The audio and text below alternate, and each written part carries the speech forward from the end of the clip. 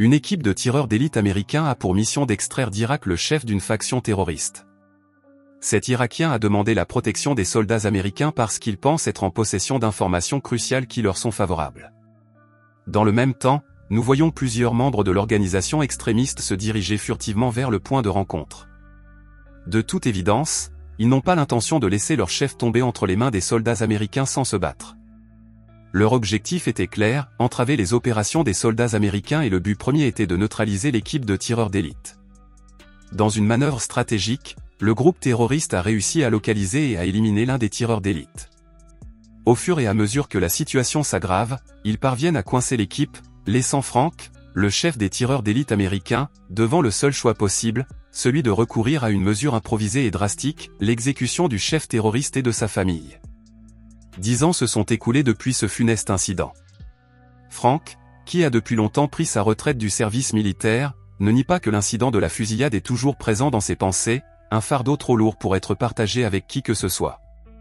Ayant quitté les forces armées, Frank consacre désormais une grande partie de ses journées à s'occuper de son garage, son gagne-pain. Le soir venu, Frank, qui vit désormais avec sa femme Cassie et sa belle-fille Shannon, se retrouve autour de la table pour le dîner. Au cours du repas, Cassie a exprimé son désir de passer un week-end avec Shannon et Frank. Cependant, lorsque Frank explique qu'il doit livrer en personne la voiture récemment réparée d'un client, Cassie insiste pour l'accompagner. Malgré ses réserves, Frank finit par céder à la demande insistante de Cassie, lui permettant de l'accompagner avec Shannon. Cette décision le laisse quelque peu inquiet, car le client en question n'est autre qu'un ancien associé, devenu un seigneur du crime bien connu. Une fois arrivé à la résidence du seigneur du crime, une série d'événements inattendus se produisent. Suite à des circonstances imprévues, Frank se retrouve confronté à l'un des hommes de main du seigneur du crime, ce qui donne lieu à une intense altercation. Peu après, un homme nommé Lazarus, connu comme le bras droit du seigneur du crime, apparaît rapidement sur les lieux et prend immédiatement les choses en main. Lazarus escorte alors Frank à la rencontre du redoutable seigneur du crime, Léo. De manière surprenante, Frank reçoit une enveloppe remplie d'argent, bien plus que ce qui était nécessaire pour réparer la voiture. Il devient évident que Léo avait intentionnellement fourni une somme excessive, laissant entrevoir son arrière-pensée, il voulait inciter Frank à revenir à son service, cette fois en tant que tueur à gages. Surprenant, Léo insiste et remet l'enveloppe d'argent avant de laisser partir Frank. Cependant, le désir de Léo de rejoindre les rangs est resté dans l'esprit de Frank. Cependant, la présence retrouvée de sa famille pèse lourdement sur son esprit. À la nuit tombée, Frank reste scotché devant la télévision, absorbant un programme relatant la tragique nouvelle de la fille de Léo, victime d'un délit de fuite et décédée prématurément. Cette révélation affecte profondément Frank, qui sait à quel point Léo tient à sa fille. Très vite, Lazarus rend visite à Frank et lui transmet un message de la part de Léo lui-même. Le seigneur du crime demande à Frank de l'aider à venger la perte de sa fille bien-aimée. Cette tournure inattendue des événements place Frank face à un dilemme moral.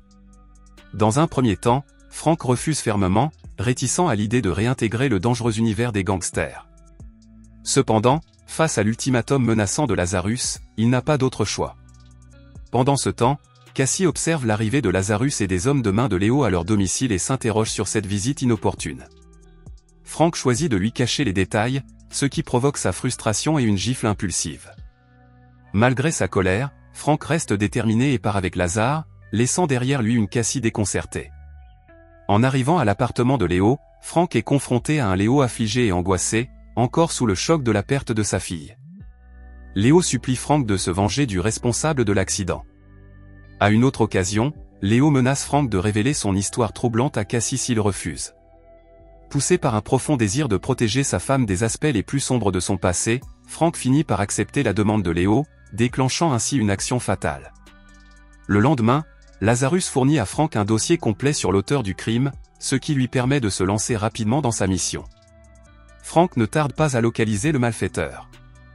Avec une détermination sans faille, il se met en position, préparant méticuleusement son fusil à lunettes pour une action imminente.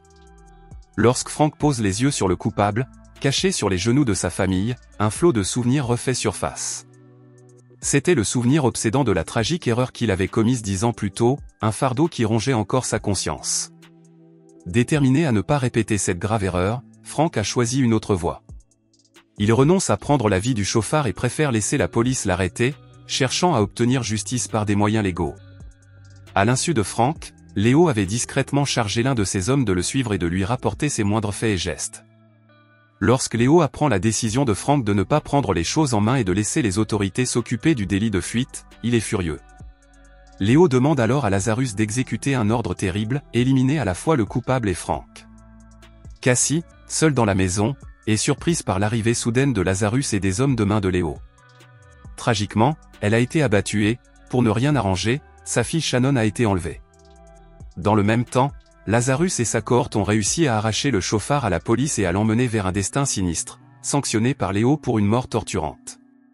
Au milieu de ce chaos, Frank rentre chez lui et est confronté à la vision déchirante de sa femme blessée. Pris de panique et d'inquiétude, il la prend rapidement dans ses bras, déterminé à apporter à Cassie les soins médicaux dont elle a besoin de toute urgence. En quête d'aide dans cette situation désespérée, Frank se tourne vers Timothy, son ancien collègue de l'équipe de tireurs d'élite, et le supplie de l'aider à sauver Shannon de ses ravisseurs. En arrivant à l'hôpital, Frank est confronté à une vision déchirante de Cassie, visiblement dévastée par la terrible tournure des événements qui l'ont frappée, elle et leur fille. Cassie est très émotive, un mélange d'angoisse et de colère envers Frank qui, selon elle, a caché la vérité et a conduit à cette calamité. Dans une tentative de réparation, Frank s'est approché de Cassie, lui présentant des excuses sincères pour la tromperie. Il lui promet qu'avec Timothy, il ne ménagera aucun effort pour assurer le retour de Shannon, exhortant Cassie à trouver du réconfort en se reposant pendant cette période difficile. Arrivés précipitamment chez Léo, Frank et Timothée font un constat inquiétant, Léo et Lazare brillent par leur absence et Shannon est introuvable. Leurs recherches aboutissent à la découverte d'un seul homme de main. Alors que Timothy réussit à le maîtriser, une soudaine tournure des événements conduit à une dangereuse confrontation. Face à un danger imminent, l'homme de main tente désespérément de récupérer son arme à feu, obligeant Timothy à prendre rapidement une décision de vie ou de mort. La tournure des événements n'a fait qu'accroître l'urgence de leur mission. En proie à un profond chagrin après la disparition de sa fille, Léo a ramené Shannon dans sa ville natale. Malgré les efforts de Léo pour s'occuper d'elle avec gentillesse, la traitant comme si elle était la sienne, Shannon ne peut se défaire de la peur qui l'étreint, aspirant à retrouver sa mère. Pendant ce temps, Martha, la femme de Léo, est de plus en plus bouleversée par les actions de son mari. Elle considère sa décision d'enlever Shannon comme une mesure extrême et l'implore sincèrement de mettre fin à ce calvaire. Malheureusement, Léo est resté déterminé, ignorant les supplications de sa femme, consumé par sa propre angoisse et sa détermination. Les tensions au sein de la famille de Léo ne font qu'ajouter à la complexité de la situation. Ayant été employé par Léo pendant une longue période, Frank possède une connaissance inestimable des sources potentielles d'informations sur Léo et Lazarus. Avec Timothy, il a jeté son dévolu sur l'une des principales installations de drogue de Léo au Mexique, pensant qu'il s'agissait d'un endroit idéal pour éliminer les hommes de main de Léo et recueillir des informations vitales sur le lieu où se trouvait Shannon. Au même moment, Lazarus, rusé et prévoyant, anticipe la poursuite de Frank. Il donne alors une directive grave à l'un de ses plus redoutables hommes de main, Nelson, lui ordonnant d'éliminer Frank. Les enjeux augmentent rapidement et le danger guette à chaque tournant. Par chance, Frank a retrouvé Nelson dans un bar local et l'a pris par surprise. Avec une force calculée, Frank a confronté Nelson, le forçant à révéler l'emplacement de Shannon. Pendant ce temps, Timothy s'occupe des autres hommes de main de Léo. Une fois l'information cruciale obtenue, Frank prend la décision difficile de mettre fin à la vie de Nelson. Sachant que Shannon est détenue dans la résidence de Léo, Frank et Timothy se préparent à l'affrontement qui s'annonce. Alors que Lazarus mobilise ses forces pour fortifier la résidence de Léo, dans l'intention de contrecarrer toute infiltration potentielle, il sous-estime les prouesses de Frank et Timothy, tous deux rompus à l'art du sniping. Dans l'escarmouche qui s'ensuivit, Lazare et ses hommes se retrouvèrent en infériorité numérique et durent succomber à l'habileté stratégique de Frank et Timothy. Malheureusement, la victoire a un prix. Timothy est gravement blessé, obligeant Frank à faire cavalier seul. Sentant que le vent tourne en leur défaveur, Léo reconnaît la menace imminente et se précipite sur Shannon, brandissant une arme à feu dans une tentative désespérée de s'échapper. Lors d'une confrontation dramatique, Frank affronte Léo, le suppliant de libérer Shannon et lui proposant d'épargner sa vie en échange. Martha, témoin de la situation, lance un appel du fond du cœur, exhortant Léo à laisser Shannon partir et lui rappelant qu'elle avait une famille qu'il aimait beaucoup. Malheureusement, Léo s'entête à vouloir s'en prendre à Frank. Dans un geste audacieux, Shannon saisit un moment de distraction et mord la main de Léo, détournant momentanément son attention. Saisissant cette opportunité fugace, Frank lance rapidement un couteau, frappant le cœur de Léo avec une précision mortelle. Ce geste met fin au règne de terreur de Léo.